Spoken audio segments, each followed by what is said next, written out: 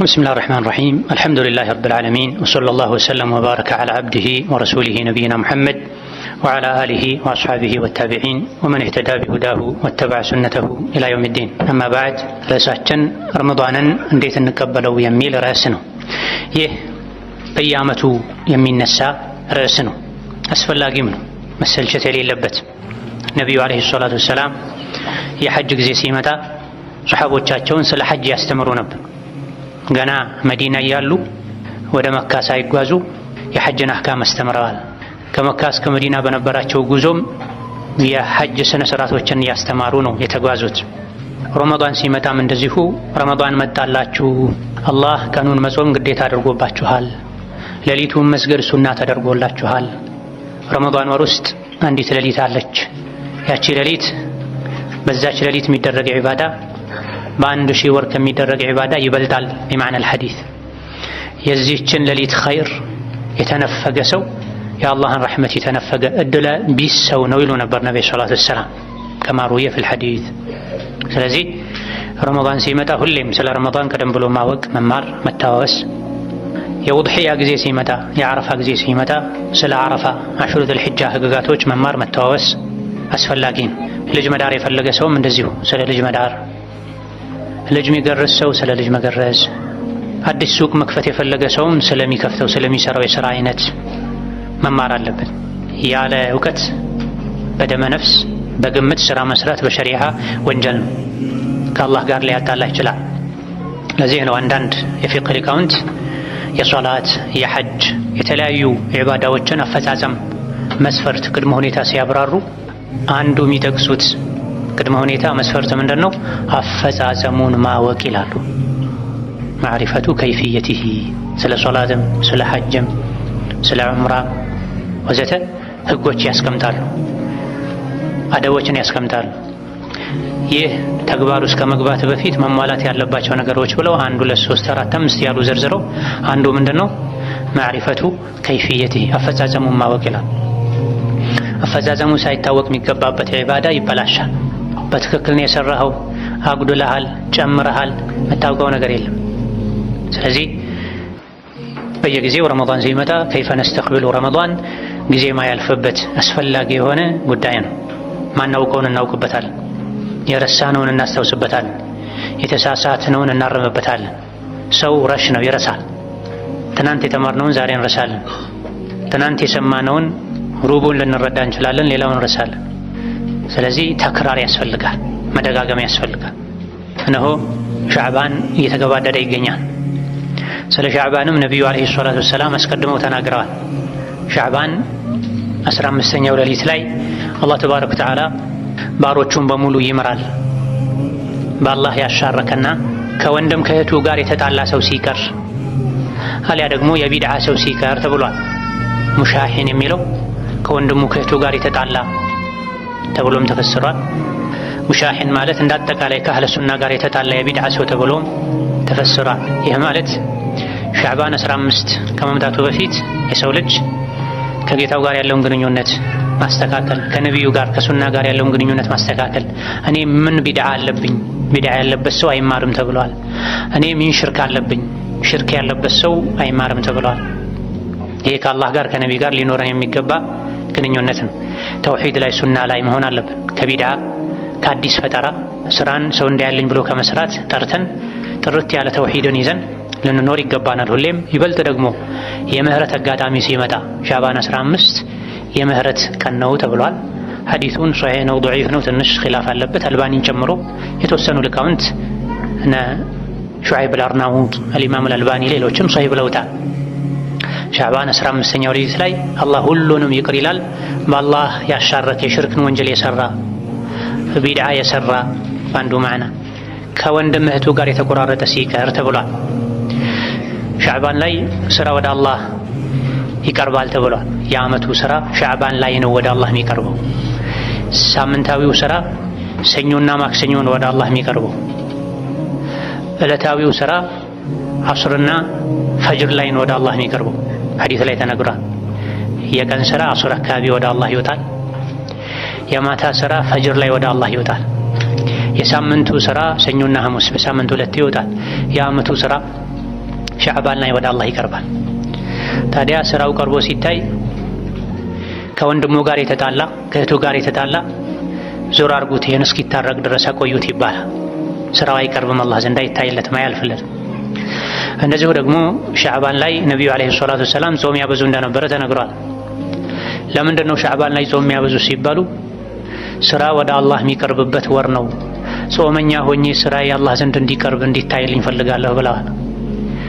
ሰኞና ሐሙስ ስራ ወደ አላህ ሲቀርብ የተጣላ ሰው ስራ ማይታይለት ከሆነ ሻዕባንም የተኮራረፈ ሰው የሰራው ስራ አይታይለትም ማለት ነው፣ አይቀርብለትም፣ ወደ አላህ አይወጣም ማለት ነው።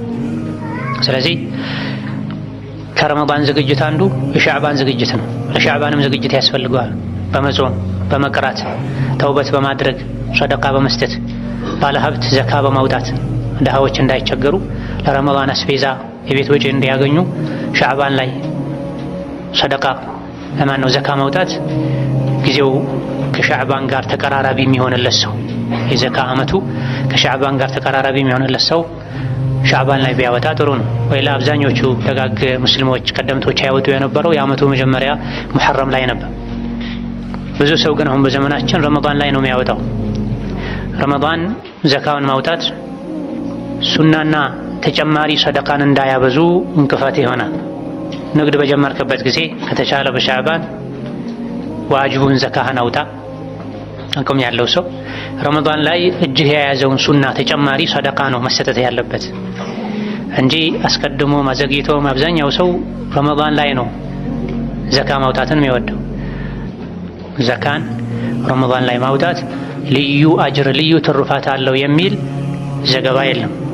ረመዳን ላይ ኸይር ማብዛት ይወደዳል። አዎ ኸይር ማብዛት ይወደዳል። በበጎ ፈቃደኝነት የምታደርገውን ኸይር ነው። ዘካ ልክ እንደ ሶላት በጊዜ የተገደበ ግዴታ ነው። አመቱ በሞላበት ጊዜ ነው ዘካ መውጣት ያለበት። ሆኖ ተጠጋግቶ ሻዕባን ላይ ብታወጣ ጥሩ ነው። ምስኪኖችን ለረመዳን እንዲዘጋጁ ያግዛቸዋል። ተጠጋግቶ ትንሽ አስቀድመህ ረመዳን ላይ ብታወጣ እንዲሁ ረመዳን ላይ ኸይር ስራ ይበልጥ ይወደዳል ስለሚል ችግር የለውም። ግን ሱናውን ሰደቃ መሸፈኛ መደረግ የለበትም። ዋጅቡን ዘካህን እንደ ግዴታ አውጣ። ሰደቃ ብዙን የተባለው ከሰደቃው ከዘካው በተጨማሪ ሰደቃ አውጣ። በዚህም ዝግጅት ያስፈልጋል። አፍ በመባባልም ዝግጅት ያስፈልጋል። ከአብዱላህ ብን መስዑድ እንደተነገረው ቀደምት ሙስሊሞች ረመዳንን ውስጣቸው ላይ ለሙስሊም ለወንድም እህታቸው ቅሬታ ኖሮ ከመቀበል በጣም ይጠነቀቁ ነበር ብለዋል።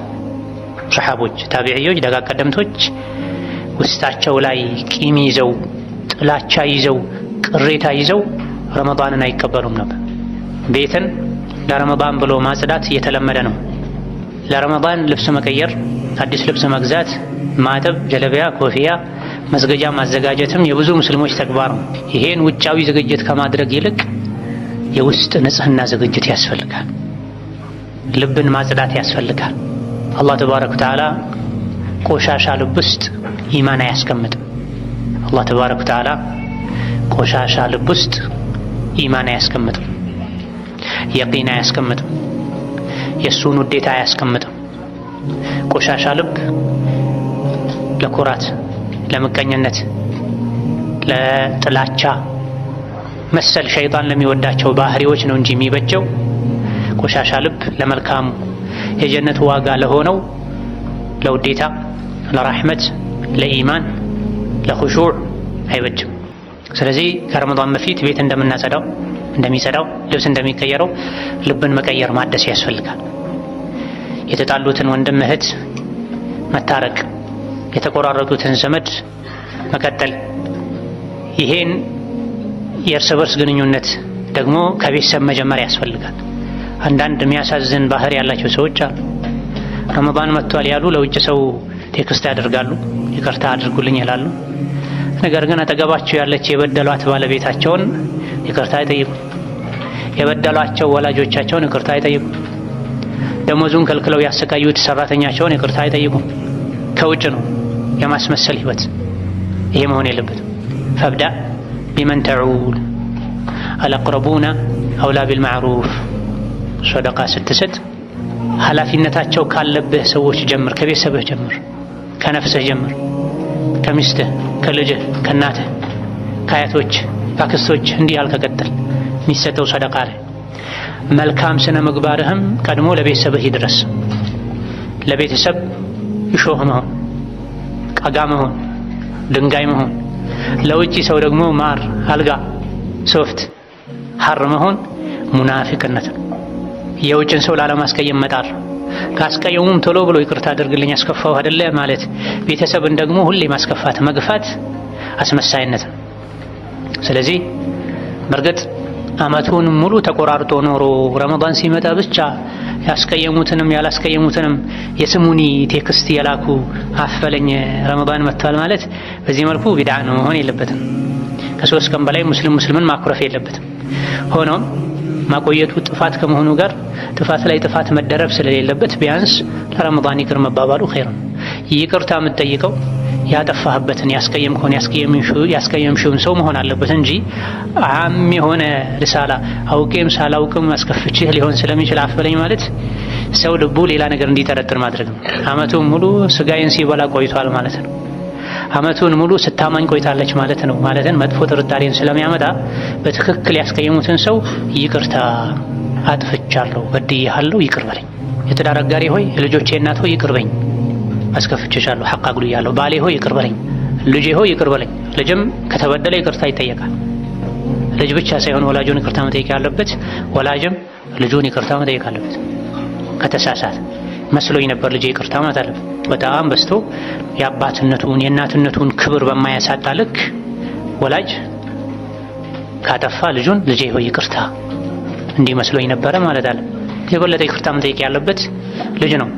ብዙ ጊዜ የሚበድለውም ልጅ ነው፣ የሚያጎድለውም ልጅ ነው፣ ወሰን የሚያልፈውም ልጅ ነው። ስለዚህ አንደኛው የረመዳን ዝግጅት ልብን ንጹህ በማድረግ መቀበል፣ ውስጥን በማደስ መቀበል። ሌላውና ትልቁ የረመዳን ዝግጅት በዕልም መዘጋጀት ነው። ስለሚመጣው የረመዳን እንግዳ የዒባዳ አጋጣሚ በቂ እውቀት መቅሰም፣ ያለ እውቀት መጓዝ አስፈሪ መንገድ ላይ ድግድግ ጨለማ ላይ ያለ ባትሪ እንደመጓዝ ነው።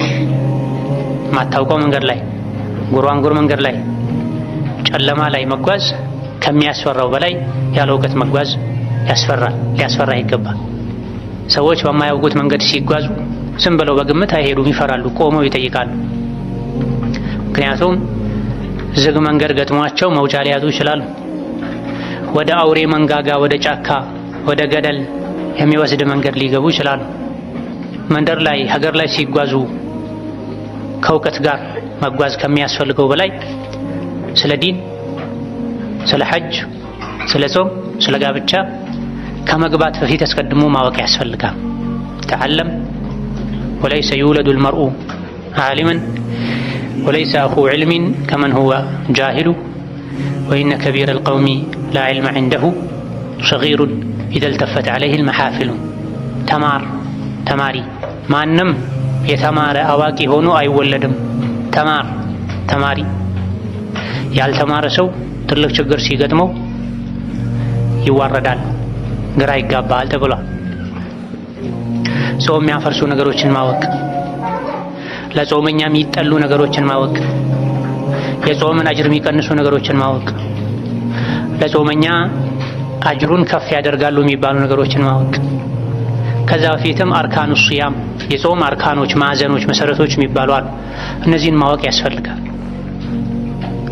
ኒካህ ሲደረግ ምን ተሟልቶ ነው ኒካህ የሚደረገው? ዝሙት እንዳይሆን ህይወቴ ብሎ ሰው ተጨንቆ የኒካህ መስፈርት እንደሚያሟላው ሁሉ ከጾም በፊት የጾም ህግጋትን ማወቅ ያስፈልጋል። ካልሆነ ከምግብና ከመጠጥ መታቀብ፣ መራብና መጠማት ብቻ ይሆናል ማለት ነው። ከንቱ ልፋት። አላህ ይጠብቀን። ለዚህም ነው ነቢያችን አለይሂ ሰላቱ ወሰላም ምን ብለዋል?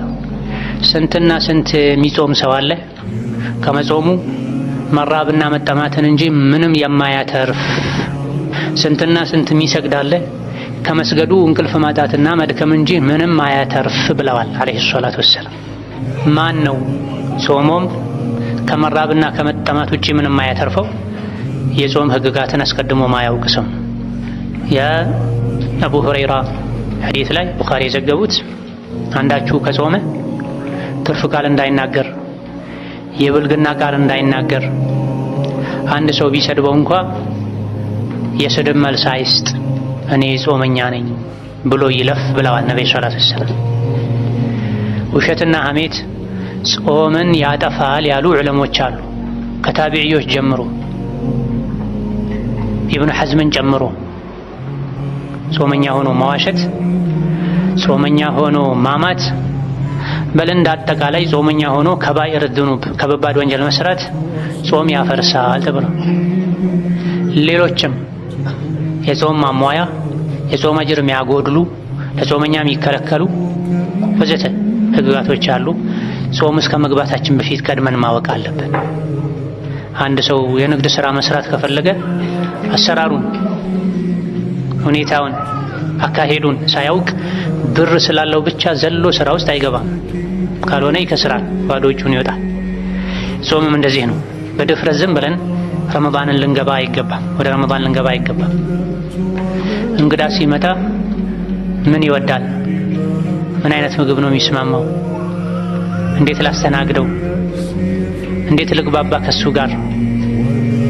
የቱ ጋር ላስተኛው? ምን ላልብሰው? ለምሳ ምን ላቅርብ? ለራት ምን ላቅርብ እያሉ ቤተሰብ ይጨነቃል።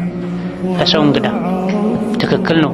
በአላህና መጨረሻው ቀን የሚያምን ሰው እንግዳውን ያክብር ተብሏል። ነገር ግን ከዚህ በላይ የአላህን እንግዳ ማክበር ያስፈልጋል። ረመዳን የአላህ እንግዳ ነው። የእንግዳዎች ሁሉ እንግዳ ነው።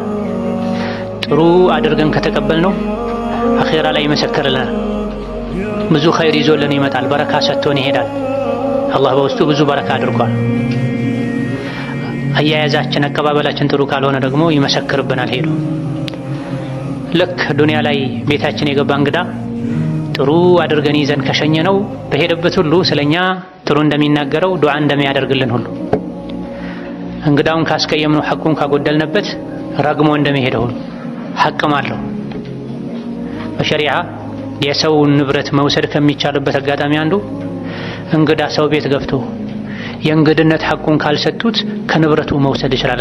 እንግድነት ከገባበት ቤት ብትከለክለው ረግሞ ቢሄድ እርግማኑ ይጸናል። ታዲያ ረመዳንም እንደዚሁ እንግዳ ነው፣ ትልቅ እንግዳ። ረመዳንን ያከበረ አላህ ዘንድ ይከበራል። ረመዳንን የናቀ አላህ ዘንድ ይናቃል። ያዋረደው ይዋረዳል። በተከበረው ረመዳን ፊልም፣ ድራማ ማየት፣ ስልክ ጎርጉሮ ስሜት የሚቀሰቅስ ነገር ማድረግ የረመዳንን ክብር መንካት ነው፣ ረመዳንን መናቅ። በረመዳን ሰውን ማማት፣ ስጋ መብላት፣ የሰው ስጋ መብላት ረመዳንን መናቅ ነው። ኢማም አሕመድ በዘገቡት ሰነዱ ላይ ትንሽ ضعፍ ቢኖርበትም ነገር ግን ዑለሞች ዋዕዝ ነው፣ ምክር ነው ይሰራበታል ባሉለት ሐዲስ ላይ ሁለት ሴቶችን አስመጥተው ነብዩ አለይሂ ሰላቱ ወሰላም ቀደም እኮ የሰው ስጋ በልታችኋል፣ ከሐላሉ ጾማችኋል፣ ከምግብ ከመጠጡ የሰው ስጋ በልታችሁ አፍጥራችኋል ብለዋቸው። የሰው ስጋ በልታችሁ አፍጥራችኋል ብለዋቸው። ረመዳንን ማክበር ይገባናል። እንድናከብረው ቀድመን ማወቅ አለብን። ማወቅ ያለብን ብዙ ነገሮች አሉ። የረመዳንን ክብር ማወቅ አለብን። የረመዳንን ህግጋት ማወቅ አለብን። ሐቆቹን ማወቅ አለብን። ጾም ከስንት ሰዓት ጀምሮ ስንት ሰዓት እንደሚያበቃ ማወቅ አለብን። ለጾመኛ የሚከለከሉ ነገሮችን፣ የሚወደዱ የሚጠሉ ነገሮችን ማወቅ አለብን። እንዲሁ አካላችንን ብቻ አሳምረን አይደለም ረመዳንን መጠበቅ ያለብን። በእውቀት በክብር በጉጉት ረመዳንን እንጠብቀው ይገባናል። እንዲሁ ደስ ስለሚለን ከወላጅ ከአያት የያዝነው ልማድ ሆኖ ብቻ መጾም የለብንም። በየጊዜው አላህ የሚሰጠን እድል ነው። ስንትና ስንት አምና ካቻምና ከኛ ጋር የጾሙ ነበሩ፣ ዘንድሮ የሉም። ብዙዎቻችን የምናስታውሳቸው የቀበርናቸው ቀብራቸውን ልዘይር ብለን ብንሄድ ቀብሩ ተቀላቅሎ ሳር በቅሎበት የረሳ ነው ብዙ አለ። በቅሩ ቀኖችም ከኛ ወደ አኼራ መሄድ ይኖራል። ረመዳንን ጀምሮ ሳይጨርስ የሚሞት ይኖራል። ከም ኩንተ ተዕሪፉ ሚመን ሷመ ፊ ሰለፊን ሚን በይኒ አህሊን ወኢኽዋኒን ወጂራኒ አፍናሁም ልመውቱ ወስተብቃከ ባዕደሁሙ ፈማ አቅረበ ልቃሲ ምን ዳኒን። አምናካቻ አምና ካንተ ጋር የጾሙ ዘመድ ጎረቤት ብዙ ታውቃለህ። ሞት ጨርሶ ወስዷቸዋል፣ አንተን አስቀርቶሃል።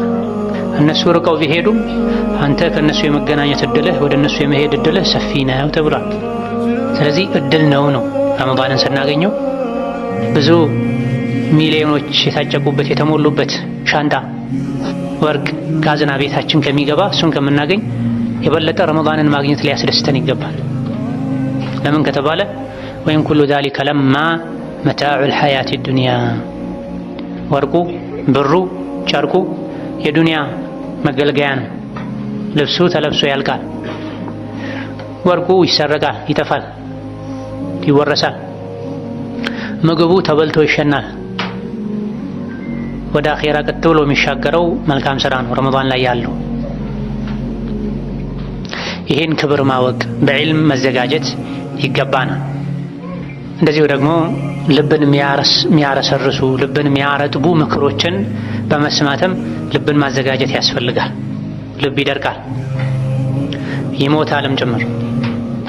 ታዲያ ረመዳን ላይ የበለጠ ተጠቃሚ እንድንሆን ከረመዳን ቀደም ብለን ልብን የማርጠብ ስራ የማዘጋጀት ስራ መስራት አለብን። ትርፍ ንግግር መናገሩ፣ ትርፍ እይታ ማብዛቱ፣ ቀልቡ ከደረቀ ሰው ጋር መዋሉ፣ መግዛት መሸጥ ላይ ንግድ ላይ ተሰማርቶ ማሳለፉ፣ ገበያ ላይ በብዛት የሚሰማው መሐላ፣ ውሸቱ፣ ማጭበርበሩ፣ ቤተሰብ ጋር መጨቃጨቁ፣ እነዚህ ሁሉ ተደማምረው የሰውን ልጅ ልብ አኺራ እንዲዘነጋ ያደርጉታል። ቀልብን ያደርጉታል፣ ያሳምሙታል፣ ሊገድሉትም ጭምር ይችላል። ታዲያ ረመዳን ውስጥ ከመግባታችን በፊት አመቱን ሙሉ ገፍላ የተጫጫነውን የተኛውን ልባችንን መቀስቀስ ያስፈልጋል። በምን? በመልካም ምክሮች ሕያው ማድረግ ያስፈልጋል። መሬት ሳይዘራበት በፊት ደጋግሞ ከታረሰ ነው ጥሩ ምርት የሚገኘው። ዝም ተብሎ አሻዋ ላይ ድንጋይ ላይ አይዘራም። ደረቅ መሬት ላይም ዝም ተብሎ አይዘራም። የአንዳንዶቻችን ልብ ደረቅ መሬት ነው፣ አላህ ይጠብቀን። የአንዳንዶቻችን አሻዋ ነው፣ የአንዳንዶቻችን ድንጋይ ነው፣ የአንዳንዶቻችን ከድንጋይም የባሰ ሊኖር ይችላል። ይሄን ያለው ማን ነው? አላህ ነው ያለው ሱረቱል በቀራ ላይ ثم قست قلوبكم من بعد ذلك فهي كالحجارة أو أشد قسوة። ያወቃችሁ ብዙ ነገር በማጥፋታችሁ ምክንያት አኺራ አለ የሥራ የምታገኙበት ጊዜ ይመጣል የተባላችሁ ጊዜው ረዝሞባችሁ ተዘናግታችሁ ቸላ ብላችሁ ቀልባችሁ ደረቀ። ምን አይነት አደራረቅ? ከልሒጃራ ልክ እንደ ድንጋይ። በል አው አሸዱ አው የሚለው ቢማዕና በል ተብሎም ተፈስሯል። ወይም እንደ ድንጋይ ሳይሆን እንደውም ከድንጋይ በላይ ቀልባችሁ ደረቀ። አንዴ የምትታኘክ የምትጎረስ የምታክለዋ ለስላሳዋ የሰው ልጅ ልብ ከኢማን ስትርቅ አኺራን ስትረሳ ከወንጀለኛ ጋር ስትውል ከድንጋይ የበለጠ ትደርቃለች ማለት ነው። ከድንጋይ የበለጠ ትደርቃለች። ምልክትም አለው የቀልብ መድረቅ። የቀልብ መድረቅ ምልክት አለው። ምክር ሲሰሙ አለመመከር፣ የቁርአን አንቀጽ ሲሰሙ አለመገሰጽ፣ ሞትን አስታውሶ ወንጀል አለማቆም፣ ቀብር ላይ ቆሞ መሳቅ፣ መጋፋት፣ መተጋገፍ፣ ወንጀል ላይ ወንጀል የደራረቡ መስራት፣ የወንጀል ህመም አለመሰማት ውስጥ ላይ አጠፋሁ እኮ ከአላህ ተጣላሁ እኮ ኺራዬን የሚያበላሽብኝ ስራ ሰራሁ እኮ ብሎ አለመጨነቅ፣ ለኸይር ስራ አለመጓጓት፣ እነዚህ የቀልብ መድረቅ መበላሸት ምልክቶች ናቸው። አንድ ሰው ሲያመው የሚያሳየው ምልክት አለ። ሳምባ ምልክቱ እንደዚህ ነው፣ ኩላሊት ህመም ምልክቱ እንደዚህ ነው ተብሎ ምልክቱ ታውቆ ነው ወደ ሐኪም የሚኬደው። አንድ ሰው እኔ ቀልቤ ታሟልና ቀልቤን ላክመው ላድነው ይባል ዘንድ የልብ መድረቅ መታመም ምልክት ምንድነው ነው? እዛ አካባቢ አንስተን ነበር። ወንጀል ላይ ወንጀል ይደራረባል። ወንጀል ቢሰራም ምንም አይሰማው፣ ምንም አይመስለውም፣ አያስጨንቀውም። ጥሩ ብለሃል አንድ ሌላ አሕሰንት። ቁርአን ሲሰማ ምንም አይመስለውም፣ አያስተነትንም፣ አይገባውም፣ ለቁርአን ቦታ አይሰጥም። እሺ አባታችን አሕሰንት። ቀብር ላይ እንኳን ሆኖ የሞተን ሰው ሊቀብር ሄዶ ሚስቅ ሰው አለ፣ ተቃቅፎ ሚሳሳም ሰው አለ፣ ስልክ የሚያወራ ሰው አለ። በዚህች አላህ በሰጠኝ አይኔ ቀብር ላይ ቆሞ ስጋራ የሚያጨስ ሰው አይቻልም። በዚህ አላህ በሰጠኝ አይኔ ሰው ሲቀበር የሚሸፈን ጨርቅ አለ አይደል? ጨርቁን የያዘ ሰው ስልክ ሲደወልለት ጥሎት ሄዶ 20 ሺህ ሲለው አይ 30 ሺህ አድርግ ሲል ሰምቻለሁ። እዛው ሁለት እርምጃ ተራምደው ይሄ የቀልብ መሞት ምልክት። እነ ሐሰኑል በስሪ ሌሎችም ደጋ ቀደምቶች ሰው ቀብረው ከመጡ ምሳ አይበሉም ነበር፣ እራት አይበሉም ነበር። እራት ቀርቦ ቤተሰብ ሲጠብቃቸው ብሉ፣ እኔ ዛሬ ያየሁት ክስተት አለ ለሱ እዘጋጃለሁ ይሉ ነበር። ደጋ ቀደምቶች ዘንድ ለቅሶ ቤት የሄደ ሰው የሟች ቤተሰብ ማን እንደሆነ አያውቅም ነበር። የሆነ ማጽናናት ፈልጎ አላህ ሰብር ይስጣችሁ ብሎ ፈልጎ የሟች ቤተሰብን ለቅሶ ሊደርስ ከመጣ ሰው መለየት አይችልም ነበር። ሁሉም አዝኖ ለነፍሱ እያለቀሰ ማለት ነው። አብዱላህ ብን መስዑድ ቀብር ላይ ሚስቅን ሰው አይተው ወላሂ ሁለተኛ አላናግርህም ቀብር ላይ ትስቃለህ እንዴ ይሉ ነበር። ዛሬ ከቀልብ መድረቅ ብዛት የመጣ ለቅሶ ቤትና ሰርግ ቤትን መለየት እየከበደ ነው። አላሁ ሙስተዓን። ናም ሌላ ማን ነበር እጅ ያነሳው? ናም አሕሰንት። ለኸይር አይነሳሳም፣ ለመልካም ስራ አይነሳሳም፣ ለኸይር ፍላጎት አይኖረውም። ናም ምክር ሲሰጠው አይቀበልም፣ አያደምጥም፣ ወደ ልቡ አይገባም፣ ሌላ ዓለም ነው የሚኖረው። ይሄን እነዚህና ሌሎችም የቀልብ መድረቅ ምልክቶች አሉ። እነዚህ ምልክቶች ከታዩብን አንዱ ከታየብን ሌሎችም ምልክቶች አሉ። ለጊዜው የጠቀስነው ነው እንጂ ከረመዳን በፊት አስቀድመን ይሄን ቆሻሻ ከልባችን ማስወገድ ይኖርብናል።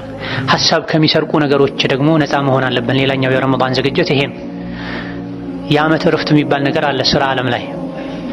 ማንኛውም ተቀጥሮ የሚሰራ ሰው፣ ድርጅት ላይ የሚሰራ ሰው፣ የመንግስትም የግል ድርጅት ላይ የዓመት እረፍት ይባላል። ሰራተኛ የሆነ ሰው ለረመዳን ቢችል የዓመት እረፍቱን ቢወስድ፣ የግሉን ስራ የሚሰራ ሰውም ረመዳንን ወሩን ሙሉ እንኳ ማረፍ ባይችል ሰዓቱን ቢቀናንስ፣ ስራ ምገባው በዚህ ሰዓት ነው፣ በዚህ ሰዓት ደግሞ ወጣለሁ፣ ለረመዳን ግማሽ ቀን ከሰራው ይበቃኛል፣ እስከ አሱር ቢበዛ ሰራለሁ፣ አሱር መስጂድ ሰግጄ ቶሎ ወደ ቤቴ ገብቼ ቤት ውስጥ ቁርአን ቀራለሁ፣ ቤቴ ጎረቤት ያለው መስጂድ ላይ ቁርአን ቀራለሁ፣ ቶሎ አፍጥሬ ከመግሪብ እስከ ኢሻ ይሄን ያክል ቀራለሁ፣ ከኢሻ በኋላ ከተራዊህ በኋላ በጊዜ ተኝቼ ከስሁር በፊት ተነስቼ ይሄን ያክል ቀራለሁ ሰግዳለሁ መባል ፕሮግራም ማውጣት ያስፈልጋል። ይሄ ረመዳንን የማክበር አንዱ ምልክት ነው። ረመዳንን እንደሌላ ጊዜ በተለይ ዘመን ወለድ በሆነው ሶሻል ሚዲያ ስልክ መጎርጎር ማሳለፍ ሒርማን ነው፣ አለመታደል ነው፣ የእድለ ቢስነት ምልክት ነው። አላህ ይጠብቀን። ረመዳንም ስልክ ላይ፣ ሻዕባንም ስልክ ላይ፣ ሸዋልም ስልክ ላይ፣ መስከረምም ስልክ ላይ፣ የካቲትም ስልክ ላይ። የስልክ ባሪያ ነህ እንዴ አብደላህ? የስልክ ባሪያ ነሽ እንዴ አመተላህ? ከኛ ጋር እኮ ቀብር አይገባም ስልክ። ሲራጥን እኮ ደግፎ አያሻግረንም ስልክ። በዙሪያችን ላሉ ሰዎች ባለ ሚስቱ፣ ሚስት ለባሏ፣ ወላጅ ለልጆቹ ጊዜ የለውም። ነገር ግን ቻይና ላይ፣ ታይዋን ላይ፣ ዱባይ ላይ፣ ጀርመን ላይ፣ ግብጽ ላይ፣ ሞሮኮ ላይ ያለ ስራ ፈት ሰው ዝም ብሎ ለሚያጎርፈው ትርካ ምርኪ ከፍቶ ለማየት ለመሳቅ አስተያየት ለመስጠት ጊዜ አለ። ከእጃችን ስልክ ማይጠፋውን ያክል ቁርአን ከእጃችን ባይጠፋ ኖሮ መላኢካ የመጣ ሰላም ይለንም። ህይወታችን የበረካ የሰላም የደስታ ህይወት ይሆን ነው። አብዛኛው ሰው በዘመናችን ደስታ አርቆታል፣ ሰላም አጥቷል። ሁከት ነው፣ ጭንቀት ነው፣ ረብሻ ነው፣ ጭቅጭቅ ነው፣ ድብርት ነው። ራሱን የሚያጠፋ ሰው የበዛ ነው። ራሴን ላጠፋ ነው እያለ በመኖርና በመሞት መሀል ያለ ሰው ብዙ አለ። አንዱ ሰበቡ ምንድን ነው? ወመን አዕረض ዐን ዚክሪ ፈኢነ ለሁ መዒሸተን ضንካ። አዕረض ዐን ዚክሪ ማለት ቁርአንን ቸላ ያለ ማለት ነው። አዕረض ዐን ዚክሪ ማለት ሐላል ሐራምን ቸላ ያለ ማለት ነው። አዕረض ዐን ዚክሪ ማለት የጧትና ማታ ዚክር፣ ከሶላት በኋላ ያለ ዚክር፣ ሲተኛ የሚባል ዚክር ቸላ ያለ ማለት ነው። በአጠቃላይ ወመን አዕረض ዐን ዚክሪ ማለት ሸሪዓን ቸላ ያለ ማለት ነው። ምን ይሆናል? እነዚህን ቸላ ያለ ሰው ፈኢነ ለሁ መዒሸተን ضንካ፣ ጭንቀት፣ ውጥረት፣ ድብርት የተሞላበት ህይወት ይኖረዋል ዱንያ ላይ። ከቁርአን በራቀን ቁጥር፣ ከዚክር በራቀን ቁጥር፣ ከሸሪዓ በራቀን ቁጥር፣ ከዱዓ በራቀን ቁጥር፣ አላህን ባስቆጣን ቁጥር ልባችን ይጨናነቃል።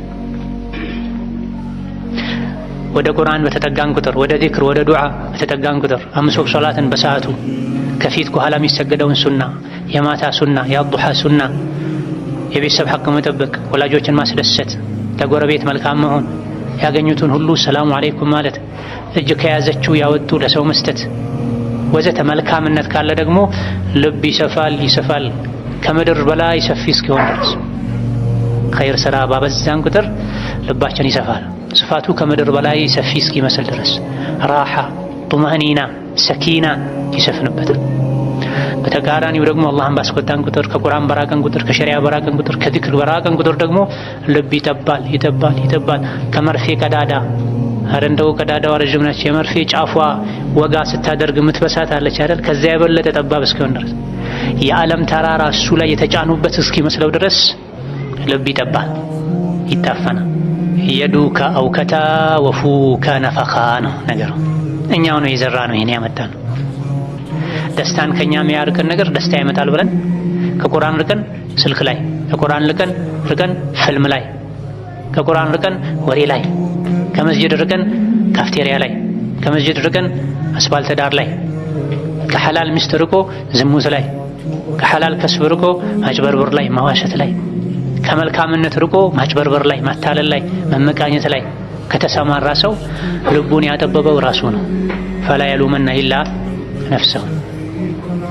ስለዚህ ረመዳን ሳይመጣ በፊት ማድረግ ካለብን ዝግጅት አንዱ፣ ለረመዳን አቀባበል መደረግ ካለበት ነገር አንዱ ተፍሪጉል ቀልቢ ሚን ሸዋግሊሂ ነው። ልብን ቢዚ ከሚያደርጉ ልብን ከሚያጨናንቁ ነገሮች ልብን ነፃ ማድረግ ነው። ረመዳን ላይ ስልክ መቀነስ፣ ረመዳን ላይ ከሰው ጋር ያለን ግንኙነት መቀነስ። ኢማሙ ሻፊዒ፣ ኢማሙ አልቡኻሪ፣ ኢማም አቡ ሐኒፋ ሌሎችም ረመዳን ላይ 60 ጊዜ ቁርአን ያኸትሙ ነው። ረመዳን ላይ 60 ጊዜ በቀን ስንቴ ማለት ነው? 2 ኢማሙ ሻፊዒ፣ አቡ ሐኒፋ፣ ኢማሙ አልቡኻሪ ወገይሩሁም አልከሲር። የኢማሙ ማሊክ ልጅ ስትጠየቅ ኢማሙ ማሊክ ቤት ምን ይሰሩ ነበር ስትባል ኢዛ ደኸለ ኢለል በይቲ ፈተሐል ሙስሐፈ ወለም የኩን ለሁ ሹግሉን ገይሩሁ። ኢማም ማሊክ ቤት ገቡ ቁርአን ገልጦ መቀመጥ ነው፣ ሌላ ስራ አልነበራቸው። ሐዲሱን ፊቅሁን ማስተማር ሁሉ ያቆሙ ነበር ደጋ ቀደምቶች ረመዳን ሲመጣ። ለምን? ወትሉል ኪታበ ወሰቢሕ ፊህ ሙጅተሂዳ ፈኢነሁ ሸህሩ ተስቢሕን ወቁርአኒ። ምክንያቱም ረመዳን የዚክር፣ የዱዓ፣ የቁርአን ወር ነው፣ የሰደቃ ወር ነው። የወሬ፣ የፊልም፣ የድራማ፣ የነሺዳ፣ የመንዙማ፣ የእንጉርጉሮ፣ የእንቅልፍ፣ የጫት ወር አይደል፣ የዒባዳ ወር። ዓመታዊ ገበያ ነው ያ አብደላህ። ዓመታዊ ገበያ ታውቃለህ? የባህል ገበያ ብለው ሰዎች ይዘጋጃሉ። ቀናቶች ሲቀሩት ክፍለ ሀገር ሄደው ዕቃ ያመጣሉ፣ ቦታ ያዘጋጃሉ፣ ሰራተኛ ይጨምራሉ። ምን ሲሆን? የበዓል ገበያ ሲሆን፣ የዓመት ገበያ ሲሆን። ሀከዛ ረመዳን መውሲሙ ኸይር፣ የኸይር ገበያ በዓመት አንዴ እንጂ ማይገኝ። ከአንዳንድ ታቢዒዎች እንደተነገረው ሐዲስ ማስረጃ ባይኖረውም የታቢዒ ንግግር ነው። ረመዳን ላይ የሚሰገድ አንድ ሱና ሶላት ሌላ ጊዜ እንደሚሰገድ አንድ ፈርድ ሶላት ነው አጅሩ። ረመዳን ላይ የሚሰገድ አንድ ፈርድ ሶላት ሌላ ጊዜ እንደሚሰገድ ከረመዳን ውጪ እንደሚሰገድ 70 ፈርድ ሶላት ነው አጅሩ ከፍ ብሎ። ረመዳን ላይ አንድ ጊዜ የምትባል ሱብሃንአላህ በሌላ ጊዜ ከረመዳን ውጪ የሚባል ሱብሃንአላህ ነው ተብሎ። ይሄን አግኝቶ ማን ነው ተኝቶ የሚያደር? ስልክ የጎረጎረ የሚያሳልፍ፣ በወሬ የሚያሳልፍ፣ በጫት የሚያሳልፍ፣ በመንዙማ የሚያሳልፍ የሱዳን የሶማሌ የምናምን ጃሂልያ አምያ የጀልና ነው፣ ድንቁርና ነው። የዘመኑ ደግሞ ነሺዳ ይባላል። የረመዳን ነሺዳ ረመዳን የቁርአን ወር እሱ መሆን ሲገባው የነሺዳ ወር፣ የእንጉርጉሮ ወር፣ የመንዙማ ወር እንዲሆን የሚጠብቁ የረመዳን ነጋዴዎች አሉ። ሱቃቸውን አታሙቅላቸው፣ ገበያቸውን አታሙቅላቸው። እኔ ከቁርአን ውጪ ምንም አልፈልግም ይበቃኛል ቁርአን በላቸው። ቁርአን ያልመከረው ምንም አይመክረው። ነሺዳ፣ መንዙማ፣ እንጉርጉሮ ከሸሪያ ጋር የሚጋጭ ነገር ከሌለው፣ ተወሱል ከሌለበት፣ የማይቻለው ተወሱል እስቲጋታ ከሌለበት፣ የሴት ድምፅ ከሌለበት፣ ድቤ አብሮት ከሌለ፣ በአንድ ሰው ድምፅ የሚቀርብን ግጥም እንጉርጉሮ ብሰማ ችግር የለው ሳይበዛ ከቁርአን ሳያዘናጋ። በተለይ ከበድ ያለ ስራ ስትሰራ፣ ረጅም መንገድ ስትሄድ አልፎ አልፎ ብታደምጥ ችግር ላይኖረው ይችላል። የሴት ድምፅ ካለው፣ የሴት የሚመስል የህፃናት ድምፅ ካለው ከጀርባ ከታጀበ፣ የማቃሰት ምናምን ካለው ከጴንጤ የተወሰደ የሚመስል ከሌሎች እምነት ተከታዮች ምንም አይለየውን ስመ ነሺዳ አታድምጥ፣ ሐራም ነው። የቁርአን ባላንጣና ጠላት ነው። ረመዳን ላይ ሲሆን ደግሞ የበለጠ ሞኝነት ነው። አንዲትን አንቀጽ ስትቀራ 10 አጅር ታገኛለህ። ቁርአኑን ስታደምጥ የአላህን ረሕመት ታገኛለህ፣ የልብ ሰላምን ታገኛለህ። ነሺዳና እንጉርጉሮ ሰምተህ በተለይ የዘፈን የሚመስለው ነርቭህን ከማዛባትና ከመወዛወዝ ከማቀንቀን ውጪ ምን ታደርጋለህ? ነሺዳ እያደመጠ ቁጭ ብሎ ማስታወሻ የሚይዝ ሰው አለ? ፊልም እያየ ድራማ እያየ ቁጭ ብሎ ማስታወሻ ይዞ ዓለም ይሆን ሰው አለ? የለም። ንግድ ነው ለሚሰሩት ሰዎች። አንተ ገበያውን አታሙቅ። ረመዳንን ከቁርአን ጋር እናሳልፍ። ከረመዳን በፊት ደግሞ ረመዳን ላይ ከቁርአን ጋር እንድናሳልፍ ዝግጅት እናድርግ። ቀደም ብለን ሙሐደራ እናድመጥ፣ ዱዓ እናድርግ፣ ተውበት እስትግፋር እናብዛ። ከሻዕባን የቻልነውን ያክል እንጹም። ነቢዩ ዓለይሂ ሰላቱ ወሰላም ሻዕባን ላይ ጾም ያበዙ ነበር። ከ15 በኋላ መጾም አይቻልም የሚል ሐዲስ አለ። ትክክል አይደለም፣ ضعيف ነው። ረመዳን ነገ ነው ወይስ ከነገ ወዲያ የሚለው የጥርጣሬው ቀን እስኪደርስ ድረስ መጾም ትችላለህ። ከፊትም ጀምር ከመሃልም ጀምር፣ ችግር የለውም። የቻልከውን ያክል ጾም። ከኋላ ከግማሽ በኋላ ጀምሮ መጾም ይከለከላል ይጣላል የተባለው እንደው ሐዲሱም ሷሂህ ከሆነ በአንድ ተፍሲሩ ጾም ለሚያደክመው ሰው ነው። ቀድሞ የለመደ ሰው ከመጀመሪያ የጀመረ ሰው ይለምደዋል፣ ለረመዳን አይደክመውም። ግን ለረመዳን ትንሽ ቀን ሲቀረው ሻዕባን ላይ ቢጀምር አንዳንድ ሰው ተፈጥሮ ደካማ ሆኖ ደክሞት ለረመዳን የሚደክም ከሆነ ነው ዞሮ ዞሮ ረመዳን ላይ መድከሙ አይቀርለትም። ይሄም ቢሆን አያዋጣም። ነገ ረመዳን ነገ ነው ከነገ ወዲያ የሚባለው የጥርጣሬው ቀን እስካልደረሰ ድረስ ሻዕባን የቻልከውን ያክል ጾም። 2 ቀን የጾም ከአንድ ቀን ብላ፣ 3 ቀን የጾም ከአንድ ቀን ብላ፣ 1 ቀን የጾም ከአንድ ቀን ብላ፣ ብቻ ጾም አብዛ፣ ልምምድ ይሆናል። ቁርአንም ሻዕባን ላይ ጀመረን ልንዘጋጅ ይገባናል። በተለይ ሴት እህቶቻችን ረመዳን ላይ ሳምቡሳው፣ ሾርባው፣ ጁሱ፣ ቤት ማጽዳቱ፣ ልጅ ማስተናገዱ ወዘተ አሁን ደግሞ አዳዲስ ነገሮችን መጥተዋል። ከአረቡ ከፈረንጁ የኮረጁ ዲሽ ላይ ያዩ ያን ቤት ላይ ለማሟላት ፉክክር ሆኗል። ረመዳን የምግብ ወር አይደለም። ያ ኢባደላህ ረመዳን የዒባዳ ወር ነው። እህቴ ሆይ ቤተሰብሽን ማስፈጠር ትልቅ ዒባዳ ነው። በንያ ስሪ፣ ግን በልክ ይሁን። ነጋ ኩሽና መግባት፣ መሸ አስፈጥሮ ኩሽና መግባት፣ ስሑር ደረሰ ኩሽና መግባት፣ ሙሉን ኩሽና ማሳለፍ ስተት ነው። ሴትም እንደዚሁ ለረመዳን ዝግጅት ልታደርግ ይገባል። በዚህ ሰዓት ቁርአን ቀራለሁ፣ በዚህ ሰዓት ሱና ሶላት ሰግዳለሁ፣ በዚህ ሰዓት ቁጭ ብዬ ከልጆቼ ጋር ቁርአን እማማራለሁ፣ በዚህ ሰዓት አነባለሁ። ይህ ሁሉ ሰዓት ከየት ይመጣል? አለ ሞልቷል። ሰዓት አጠቃቀም ለመቻል ነው እንጂ በመጀመሪያ ደረጃ ሴት ልጅ ረመዳን የዒባዳ ወር መሆን ማወቅ አለበት። ወንዱም እንደዚሁ። የሆድ ወር አይደለም። አንዳንድ ሰዎች ረመዳን ላይ ቦርጭ ያበቅላሉ። ሌላ ጊዜ የማይበሉትን ረመዳን ላይ ይበሉ። ምኑ ተጾመ? የቁርሱ ስሁር ላይ ይካሳ፣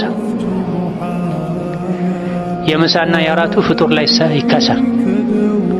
ከተራዊህ መተው ምግብ የሚጭኑ ሰዎች አሉ፣ የማይሄዱም አሉ።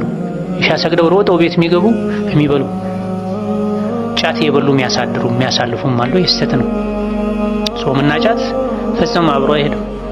ጫት ያደክማል፣ ያፈዛል፣ ጀማ ያስመልጣል፣ ብዙ በሽታ ያመጣል፣ ገንዘብ ያስወጣል፣ ጥርስ በሽተኛ ያደርጋል። የበዛ ሲሄድ አማኑኤል ይወስዳል። አብዛኛው የአማኑኤል ታካሚ በጫት ምክንያት ነው ተብሏል፣ ጥናት ተደርጎ። አብዛኛው የአእምሮ ህሙማን ሕክምና ላይ ያለ ሰው የአእምሮ ታማሚ መነሻ የሆነው ምንድን ነው? ናም ጫት ነው። ጫት ነው፣ ኸይር የለውም ጫት። ደሊልም ማስረጃም የለውም። ኢንሻአላህ አሁን ህዝቡ እየተረዳ ነው። ደሊልም ማስረጃም የለውም። በተለይ ረመዳን ላይ የሚሆን ሌላ ጊዜ መስጂድ ይዞ ገብቶ መቃም አላህን አለመፍራት ነው። የአላህን ቤት ክብር መንካት ነው። የዱዓ መሳሪያ ነው ብሎ መናገር ደግሞ ከአላህና ከመልእክተኛው ቀደም ማለት። የዱዓ መሳሪያን ዱዓ ሙስተጃብ እንዲሆን ሰበብ የሚሆኑ ነገሮችን አላህና መልእክተኛው ነግረውናል። ጫት የሚል ነገር የለም። ጫት ወይም ቃት የሚባል ነገር የለም። በአረብኛ ቃት ነው የሚሉት። የመን አካባቢ ፍየሎች በልተውት ነው የተለመደው ይባላል። 2 ሰዎች ፍየል እያገዱ የሆነ ጊዜ ላይ ማታ ምንም ፍየሎች አላስተኛ ሲሏቸው እረኞቹ ጥናት ማድረግ ጀመሩ። አንዳንዴ እየጮሁ ያድራሉ፣ እያስካኩ እየጮሁ እየተጋፉ እረኛ አላስተኛ ይላሉ። አንዳንዴ ደግሞ በሰላም ያድራሉ። ስለዚህ ያኔ በነበራቸው የአእምሮ ምጥቀት እውቀት ልክ ምን በልተው የዋሉ ቀን ነው ሳይተኙ የሚያድሩት፣ ምን በልተው የት ያገድናቸው ቀን ነው ተኝተው የሚያድሩት ብለው ተመራመሩና ጫት ቅጠል ያለበት አካባቢ ላይ ውለው ጫት ሲበሉ የዋሉ ቀን ፍየሎች ማታውን ሳይተኙ ያድራሉ። መርቅ ነው ማለት ነው። ጫት ወደ ሌለበት አካባቢ ታግደው የዋሉ ቀን ደግሞ በሰላም ተኝተው ያድራሉ። ይሄ ታሪክ ተሰማ። ከዛ በኋላ አንዳንድ የሚያጠኑ የሚማሩ ሰዎች እኔም እንደ ፍየሏ ሳልተኛ እንዳደር ትንሽ አፌ ላይ ሊያዛት ብለው ጀመሩት። ከዛ በኋላ ደግሞ የሚያጠኑ ሰዎች ላለመተኛት የጀመሩትን ሌሎች ደግሞ ለዒባዳ ይጠቅመናል ብለው ጀመሩት። በዚህ መልኩ ነው ሰርጎ የገባው። ሰርጎ ገብ ነው፣ መጤ ነው። ቡኻሪ ላይ የለም፣ ሙስሊም ላይ የለም፣ አቡ ዳውድ ላይ የለም፣ ሰፊና ላይ፣ አቢ ሹጃዕ ላይ፣ ባፈዱል ላይ ሩቅም ሳንሄድ የለም። መርዝ ነው፣ ነቀርሳ ነው። ወጣቱን የሚያሽመደመድ እሱ ነው። ፈዛዛ ደንዛዛ የሚያደርግ እሱ ነው። በተለይ ረመዳን ላይ መራቅ አለበት፣ ከመስጂድ መራቅ አለበት። ጎጂም ነው። ዛሬ አንዱ ስር 300 ነው፣ 400 ነው፣ 500 ነው አላውቅም። እሱን የ300 የ400 የ500 ብብቱ ላይ አጭቆ ቤት ገብቶ ይቅማል። ሚስቱ ሽሮ መቃም እንኳን አችልም የላት። ሽሮ ያመጣል ብላ ስትጠብቅ እሱ ጫት አቅፎ ይመጣል። የለም እኮ ሌላ ዓለም ሄዷል ማለት ደነዝ ሆኗል ማለት ፈዟል ማለት። ሲቅም ግን ዓለም ይገለጥለታል። እዚያ ጋር የቆመ ሲኖትራክ፣ እዚህ ጋር የቆመ ትራክተር፣ እዚህ ጋር የቆመ ላንድ ክሩዘር ነው ምንድነው አሁን ከዛ በኋላ የመጡ መኪናዎች ይታዩታል። በህልሙ ማለት ነው፣ በውን ህልሙ። ይሄ የውሸት ዓለም ላይ መኖር ማለት ነው። ይሄ ነው የጫት ሰው ሀያቱ። ማታ እያቃዠ ያድራል፣ ቀን ተኝቶ ይውላል። ሲነቃ ስራ በመስራት ያልዛለ እጁ ሚስቱን በመደብደብ ይዝላል። ልጆቹ የትም ናቸው፣ አባት ያላቸው አባታቸውን ጫት ቀምቷቸው ማሰብ እንዲሳኑ አድርጎት። ይሄ ነው ሐሉ። ጫት ለመቃም 5 ሰዓት 6 ሰዓት 7 ሰዓት ይቀመጣል። ዒልም ለመስማት 1 ሰዓት መቀመጥ ያቅተዋል። ተራዊህ ለመስገድ 1 ሰዓት ተኩል መቆም ይከብደዋል። ከሰገደም ኢና አዕጠይናከል ከውተር ፈሰሊ ሊረቢከ ወንሐር ኢነ ሻኒአከ ሁወል አብተር ወላሁ አክበር ሰሚዐ አላሁ ሊመን ሐሚደሁ አላሁ አክበር ወሰላሙ ዐለይኩም ወረሕመቱላህ። ወደ ቤት ጫትና ዕጣን። ይሄ ነው ሶላት። ነቢዩ ዓለይሂ ሰላቱ ወሰላም እግራቸው እስኪያብጥ ነበር የሚቆሙት። አብዱላህ ብን መስዑድ፣ ሁዘይፈት ብኑል የማን የተለያዩ ሰሓቦች ከነቢ ጋር የሌሊት ሶላት ሰግደው ነበር። ምን አሉ? ሱረቱል በቀራን ጀመሩ ነቢዩ ዓለይሂ ሰላቱ ወሰላም። ከሱረቱል በቀራ 100 አንቀጽ ቀርተው ሩኩዕ ይወርዳሉ አልኩኝ፣ አለፉት። ጨርሰውት ሩኩዕ ይወርዳሉ አልኩኝ፣ አለፉት። ማኢዳን ቀሩ፣ ኒሳን ቀሩ። መቆም አቃተው ሰሓባው፣ ተንቀጠቀጠነት። መጥፎ ነገር አሰብኳል። ምን አሰብኩ ሲሉት ነቢዩን ትቻቸው ሶላቱን አቋርጬ መሄድ አሰብኳል። ይሄ ነበር የነቢ ሶላት። እውነት የነቢ ወዳጆች ከሆነ አንዴ ብቻ በቆሙበት ሩኩዕ ሳይወርዱ ሱረቱል በቀራን፣ ሱረቱ አሊ ዕምራንን፣ ሱረቱል ኒሳን፣ ሱረቱል ማኢዳን 5 ጁዝ ነው። ይሄን ብትቆጥረው 5 ጁዝ አካባቢ።